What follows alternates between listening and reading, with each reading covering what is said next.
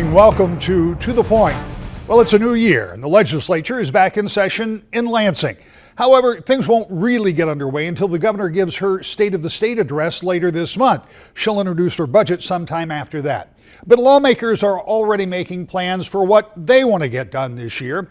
We talked with Speaker of the House Lee Chatfield about one of his big action item points when it comes to doing something about criminal justice and changing the way we look at people in the criminal justice system. Mr. Speaker, it's a new year. There's a lot to be done here in Lansing, and it's going to be a little different than it was last year. We'll get to that in a moment. But I'm going to start this year where we started last year. First day of session, you started talking about criminal justice reform. Asset forfeiture was the first thing on your list, along with the Attorney General and some lawmakers. You started down that path. This week, you just received a report from the Chief Justice of the Michigan State Supreme Court and the Lieutenant Governor, who have spent most of this past year going around gaining information about things that could be changed, particularly as it pertains in this case to maybe some of the way we deal with jails, the pre-sentencing, all of the things that are included in those documents. Tell me about why this is such an important thing for you, particularly, but how it's developed into such a bipartisan issue. Well, the very first conversation I had with the governor back in 2019, Rick, went similar to this. Governor, you and I can either share in the credit for things getting done this year, or we can share in the blame for nothing getting done. We made a decision we were not going to be like Washington, D.C. And I think there's a lot of frustration with people, even those that consider themselves strong Democrats or strong Republicans, frustration with the system that people can't come together and actually work to get things done. And we need to, as Republicans, ensure that I'm more concerned about the success of our state than I am about seeing this governor or the administration or the other party fail. And that's my job, and that's something hopefully we can see in D.C. In those conversations, Rick, we talked about what issues can we come together on. We know we're going to have fights around different tax issues. We know we're going to have fights about different issues that politically stand out and are always going to create division. But we can't let disagreement on one issue stop us from agreeing on another issue. And ultimately, we focus on criminal justice reform, and I'm incredibly proud of the product that we did in 2019, and quite frankly, we actually led the country with criminal justice reform in 2019. And as our economy has recovered over the last 10 years, we have now new opportunities for families that weren't around 10 years ago. Our population is finally increasing, and we're seeing our economy take off. But we have to also look at how can we fill the workforce and how can we train people to be ready for the jobs that are available in our state. One of those ways is by being smart on criminal justice reform. A stat that blows my mind, Rick, is that in the late 70s in the state of Michigan, we incarcerated roughly 14,000 individuals in our state. Today, with close to the same population, we incarcerate nearly 40,000 people. And what was once 3% of our general fund budget is now close to 20% of our general fund budget. We need to be smarter on crime, and we need to ensure that people, as they're looking to re-enter society from the jail system, from the prison system, that we are equipping them with the tools they need to contribute to having a healthy community. And number two, we need to look at ensuring we're not over-criminalizing our citizens. For me growing up, my father was a minister, has been for 35 years, and I saw firsthand the impacts that he had by getting involved in jail ministry and seeing men and women that really actually need help. And this is about improving people's lives. It's truly not about being soft on crime. It's not about being tough on crime. This is about being smart on crime. And this is about doing things that will make our state take the next economic step, but also treating people with dignity and how they ought to be treated. You said during this event with the Lieutenant Governor and others that we really ought to look at that stat that you just said and be ashamed that we haven't really met the needs of people, and not just people in the system, but of the communities that you're trying to keep safe. So there are a lot of different recommendations. We're not going to go through all 18 of them. And not all of them, I suspect not all of them will become law. But you did make a commitment when you received that report, and you said you would start that conversation and that because there will be a price tag attached with some of those, that you will make that a priority and you fund things that are priorities. I mean, that's a pretty big commitment. Right. I mean, you can see an individual household, right, what their priorities are by how they spend their money. You can also see the same thing with the state. What are our priorities? We understand that any potential reform to criminal justice could have a price tag on it, but let me also say this to you, Rick, by being smarter on crime and treating people with dignity and getting them the necessary tools that they need to be successful as they're looking to re-enter society will save the state money down the line as well. And we need to have an open mind when we're addressing these issues, and we need to give people the tools they need to be successful. You know, 10 years ago in the state, Rick, you couldn't find businesses that were hiring. Now it's complete opposite. The jobs are available. We can't find people who are skilled to assume the jobs that are available. And that is part of this as well. This is not just right for the people that we serve. This is the right thing for our economy. This is the right thing for our state. And the national administration, President Trump, has put a focus on criminal justice reform because of all things. This is one that shouldn't be partisan. And Michigan has led the nation in 2019, and we intend to do it in 2020. Some of those issues are ensuring the government can't take your property without a conviction. That's common sense, Rick. People already expect that, but it was happening. It was happening every single week in our state. Number two, how do we treat people who maybe had one offense? Maybe it was a nonviolent offense, maybe it was 10 years ago. How can we ensure that maybe if with good behavior, we reward them by getting their record clean so they can now get a job and they can be a productive member of society? How are we going to treat the medically frail in our prison system? It could be cheaper and is actually to take care of them separate outside of the jail system. We've done a lot of these things, and the last one I'll mention is raise the age. Just giving judges discernment and giving them flexibility in how to treat a minor. You know, it might actually be best to treat a 17-year-old, if it's a nonviolent offense, as a minor rather than mandating they be treated as an adult. This is about being smart on crime, and it's about really actually just serving people. If there's one thing that shouldn't be a fight between Republicans and Democrats, it's criminal justice reform, and I am incredibly proud of our partnership. We're going to have our political fights. It's 2020. Everyone knows we're going to have them, but can we set that aside and come together on some issues? That's what we're doing. One of the areas, and I'll just touch on one more before we move on, one of the areas that I found interesting was the suggestion in this report that instead of making certain traffic violations criminal, that they become civil infractions.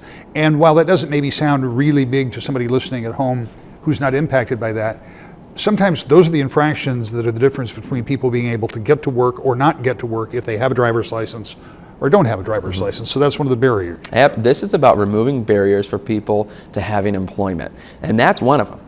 And this is something that we're going to speak with the police forces, we're going to speak with the attorneys, we're going to talk as a legislative body and find out what the right way to do it is. I've heard from sheriffs in every single corner of this state on issues that they're facing on a daily basis, and we need to listen to the professionals in the field and ensure that we're doing the right thing. I'm proud of the partnership between Republicans and Democrats on this issue because at the end of the day, this isn't a partisan win for anyone. This is a win for the people of our state, and they're the people who sent us here, and it's important that we separate ourselves from Washington. There's a lot of dysfunction there, and very few things get done. Well, here in Michigan, we're going to be above it, and we're going to work together. It might not always be pretty, Rick, but we're going to get it done.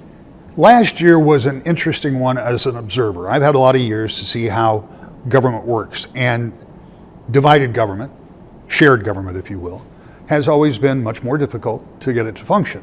Though, as we've talked about it before, it was much to my surprise that by May of last year, auto no-fault insurance reform had been agreed to, was signed on Mackinac Island. There was a lot of goodwill that was floating around up there during that Detroit Regional Chamber meeting. But as we know, as we went through the summer, budget negotiations did not become as productive as I'm sure that the governor or you or the Senate Majority Leader would have liked. And ultimately we came down to the impasse that did not result in any type of a shutdown, but it did result in a big change in the way the budget that the legislature passed looked after the governor got done. I know some of that has been restored. And I don't want to spend a whole lot of time on this, but is it your thought that there is still more work to do on the current budget, the budget that we're in right now, because there's still some things that were not restored from some of those line item vetoes, or is that budget done and you're moving on? I think there's still work to be done. I think it was disappointing with 3 weeks to go when the governor removed herself from the room and actually instructed the heads of her departments to no longer speak with the legislature. That never should have happened. However, after that happened, we worked with our legislative counterparts, the Democrats in the House and the Senate, to pass bipartisan budgets. Rick, and out of 16 budgets that we passed, 12 of them were bipartisan. However, as you noted, the governor went through and began vetoing certain items. I thought it was wrong to use different interest groups of people that actually have real needs, whether it's veterans, whether it's children with autism, whether it's the safety of our public schools, to use those different groups as pawns to leverage a gas tax. But we got past it. And that was the right thing to do. As leaders, we met in the middle, and we passed a supplemental that took care of some of the items that were vetoed. But there's still more to be done. I anticipate having those conversations in the next couple of months, and we're already in this new budget cycle and new conversations, so we're going to have to walk and chew gum at the same time to ensure that that never happens again. That's about this year's budget. But what about the one for next year? There's a lot of budgeting to be done in Lansing, and we'll talk more about that when we continue with Speaker of the House Lee Chatfield. It's all next. To the Point. Welcome back to the Point. Speaker of the House Lee Chatfield is one of the quadrant members, the Speaker of the House, the Democratic leader in the Senate, and the Senate Majority Leader. Those four get together with the governor on a regular basis and try to hammer out different issues, including the budget. The budget proved problematic last year, but the Speaker says he's optimistic things will go better this time around. As you look at a new year, one of the first items of business is always the budget. So at the end of the month, the governor will give her state of the state. A couple of weeks later, she's going to drop off her budget recommendations. And because of changes that you made following last year's use of the administrative board and some other things, you'll have about 4.5 months now by mandate to get a budget to the governor by July 1st. I know schools and others have kind of heralded that because their fiscal year starts then, and it could help create some certainty for them. But it also starts the time clock for you guys. And doing, I should point out that has been what has happened on the 8 years previous to last year, but Republicans controlled all the levers of government, which makes it a little easier. In divided government, we saw last year, it got a little stickier. So does that raise the difficulty level? You know, with disagreements, certainly it will always raise the difficulty level in coming to a consensus and reaching an agreement. However, it's what we're sent here to do. I don't anticipate there being any problem with getting a budget to the governor by July 1st. Obviously, we're going to talk about our priorities. The governor is going to present to us a budget. The difference is, Rick, we have to pass what's called a balanced budget.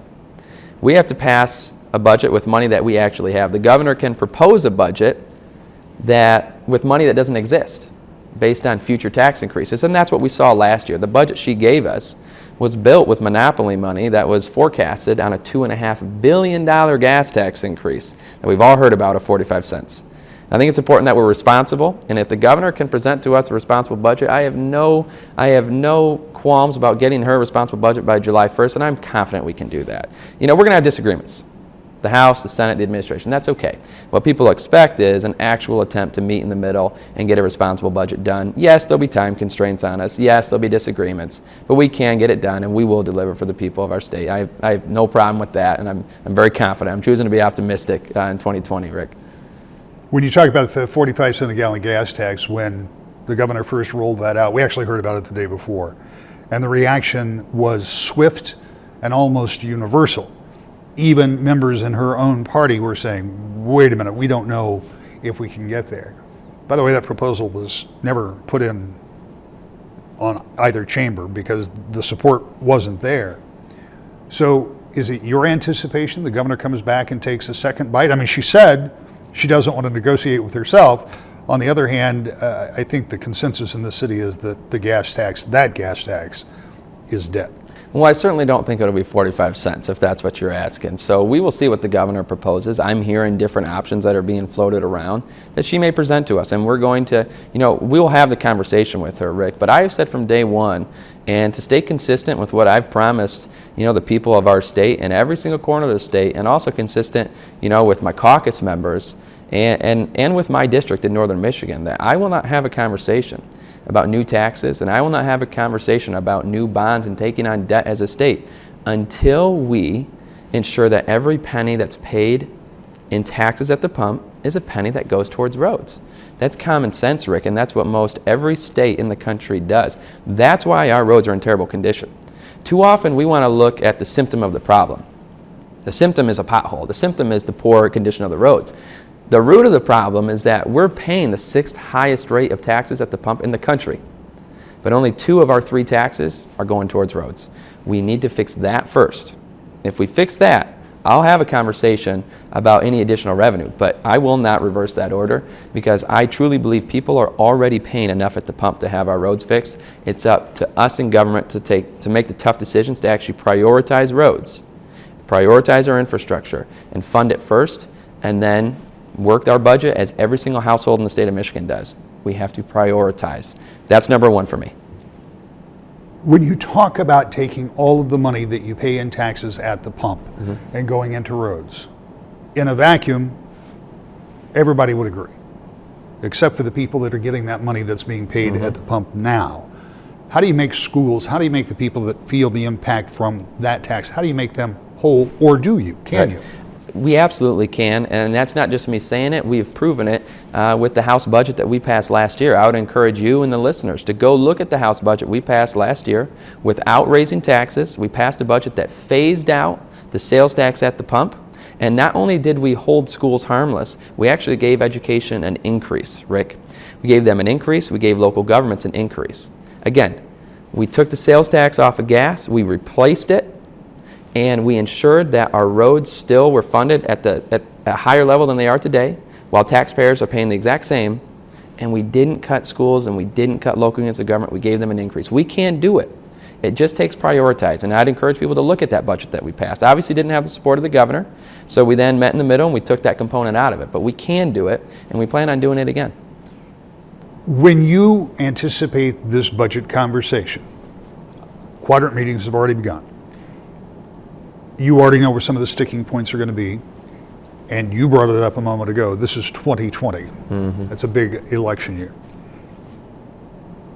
How important is it to try to deal with as much of that as early as possible? Because as we get to May and June and July, the race is on. Sure. I think conventional thinking would say you have to address it early.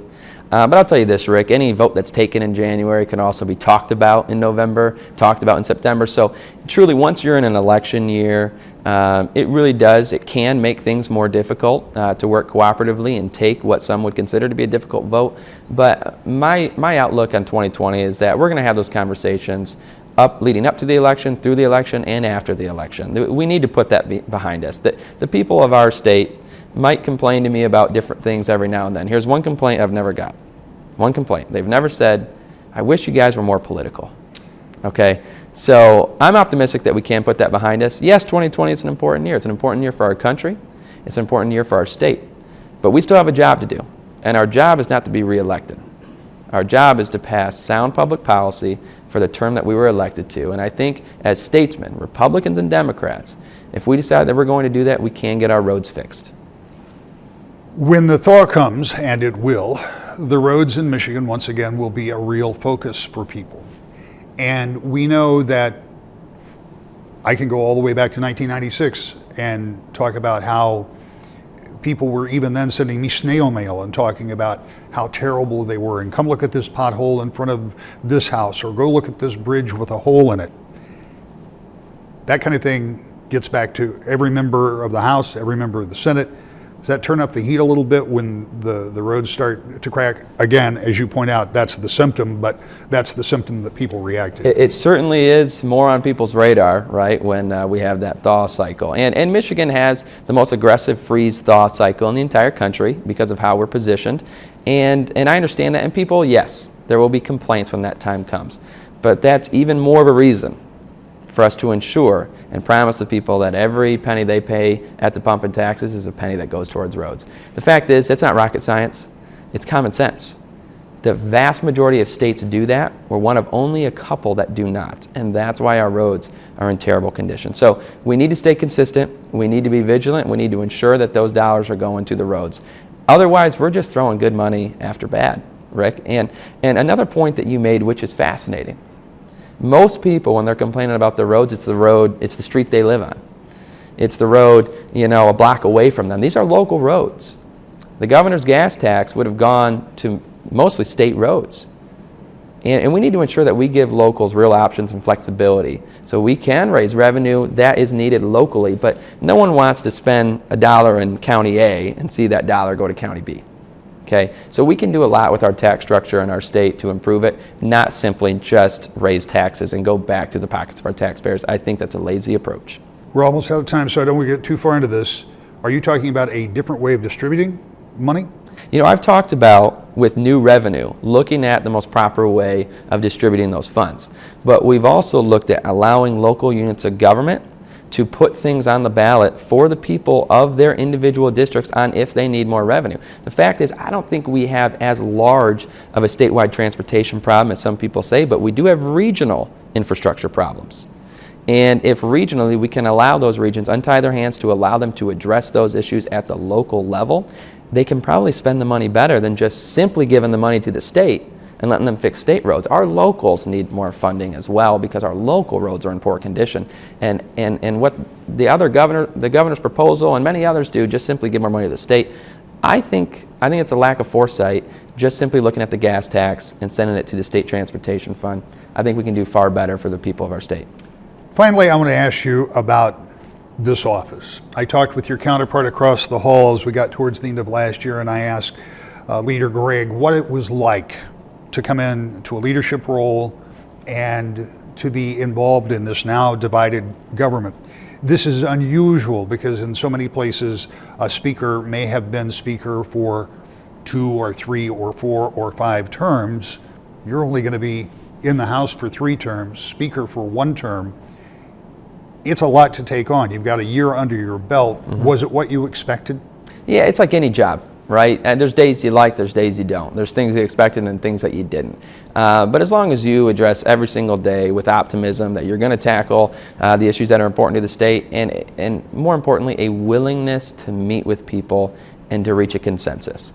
If you can do that, then you can operate within this job. I've learned a lot from people who've come before me in this position. I've got an incredible caucus that I work with, and we're all going to be pulled in so many directions in 2020. Some to the right, some to the left, and we need to rise above it. We need to stick by our core beliefs, our core principles, our core values. Yes, have those discussions, but I do believe you can compromise on policy without necessarily compromising on your principles. And we need to be dedicated to doing that here in our city. So it's been an honor to serve in this position. Got a year left. Going to work as hard as I can, keep my head down, and hopefully the people of our state will be proud with what their government could deliver for them. So there is a lot to be done in Lansing. As we pointed out at the top of the show, we're waiting for the governor's State of the State address, and we think that's where she may outline a new plan for the roads. If she does, that may be the beginning of another conversation about how to fix our roads and how to pay for it. We'll have to wait till the end of the month to find out about that. I'll have a final thought next. To the point. So there is a lot to get done in Lansing, and we will follow that process throughout the year to find out exactly how Republicans and Democrats work together in divided government. In Washington, D.C., on the other hand, we're still waiting to see exactly what happens with the impeachment trial in the Senate. That'll have a big impact on what, if anything, gets done there. And of course, 2020 is an election year. That will never be far from the headlines, and we'll be talking about that when you join us every Sunday morning at 10, right here for To The Point.